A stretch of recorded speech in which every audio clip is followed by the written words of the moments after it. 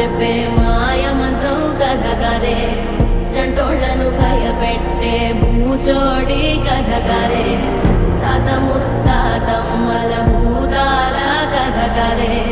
విక్రమాదిత్యుడు చెప్పిన వేదాళుడి కథ కదే, దీపము నుండి బియ్యం వచ్చే అల్లావుద్దీన్ కథ కదే, ఇది ముడత చర్మం ముసలి చెప్పే కథ లాంటి నిజమే.